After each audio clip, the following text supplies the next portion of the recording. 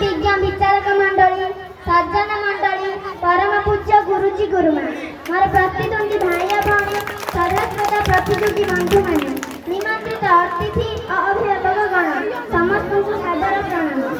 स्वास्थ्य ही संपदा शीर्षक तर्क उपस्थापन करने आज सुजोग मिलुवा हेतु मुझे धन्य मन करुच्ची।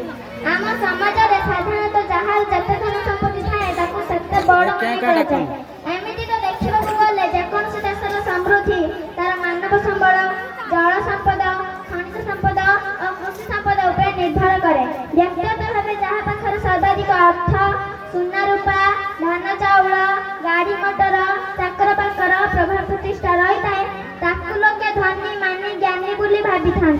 सृष्टिर सब प्रकार संपद अपेक्षा विद्या संपद निरा या सहित कहारी तुलना कर किंतु विद्या है धन संपत्ति है सुना रूपा है गाड़ी मोटर है कल कारखाना है एसबूर अधिकारी है एवं सुपरिचालन जो सब संपद आवश्यकता रही स्वास्थ्य उत्तम स्वास्थ्यर अधिकारी हो पारे अन्य जते सब संपद ता पाखे तुच्छ निरर्थक मने हुए। जन शारीरिक मानसिक स्तर में सुस्थ सबल निरोग न रही पारे पार्थिव सुख विलास व्यसन उपभोगर सुजोग पाइबा किपरि। राजा हुअतु बा प्रजा शासक बा जनसाधारण स्वास्थ्य बिना कहीं किसी करें नहीं। मनुष्यर आशा आकांक्षा पूर्ण हो पार नहीं।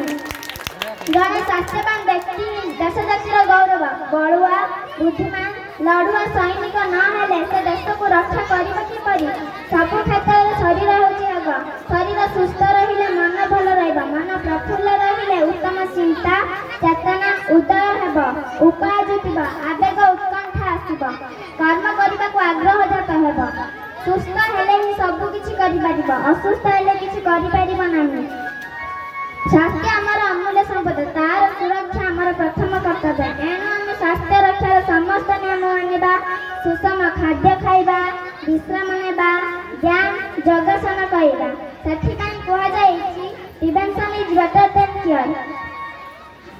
मु एतिक काम वक्तव्य शेष करते।